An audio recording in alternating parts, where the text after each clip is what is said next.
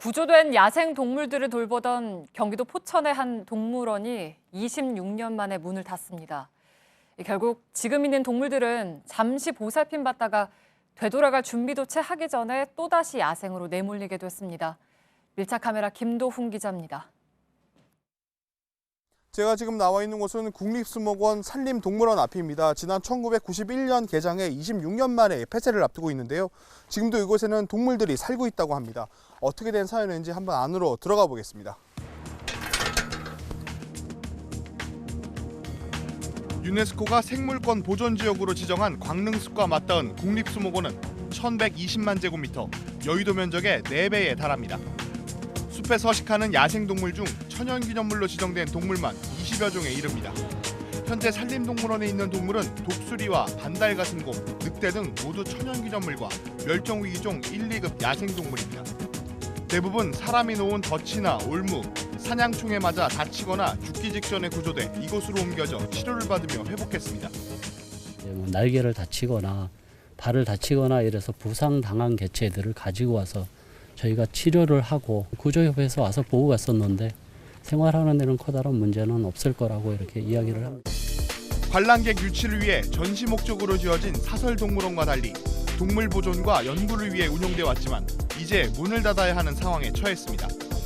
야생동물법이 1999년에 환경부로 이관된 이후 더 이상 동물원을 유지할 기능과 역할이 사라졌기 때문입니다. 매년 줄어드는 운영 예산과 담당 사육사 등 전문 인력 부족에도 20년 가까이 야생동물들을 지키고 돌봐온 건 수목원에 근무하는 연구직 공무원들이었습니다. 이곳은 늑대우리 앞입니다. 5평 남짓한 공간에 한 마리씩 총 3마리가 들어와 있는데요. 30년 가까이 된 시설이다 보니 이렇게 곳곳에 낡고 오래된 흔적이 남아 있습니다. 위쪽을 보시면 손가락을 넣지 말라는 안내 문구가 붙어 있는데요. 가까운 접근을 막기 위해서 이렇게 철망을 곳곳에 덧대어 놨습니다. 이제 렌즈를 늑대가 물어가지고 렌즈를 빼앗기거나 그런 피해들을 입고 하다 보니까 자꾸 높아져가지고 거의 지붕 위에까지 지금 커버가 되어 있는 상태가 되어 있고요. 한 명뿐인 전담 사육사도 지난 1월 수컷 백두산 호랑이와 함께 다른 동물원으로 떠났습니다. 남은 직원들이 야생동물 먹이를 챙겨줘야 하다 보니 서툴고 어색하기만 합니다. 남아있는 독수리 등 맹금류 10마리와 곰과 늑대 등 포유류 야생동물 13마리는 모두 다른 국공립동물원으로 보내야 하지만 사정이 여의치 않습니다. 동물원에 유일하게 단 한 마리 남은 백두산 반달가슴곰입니다. 현재 다른 동물원 두세 곳에서 분양 요청이 들어와 분양 일정을 조율 중입니다.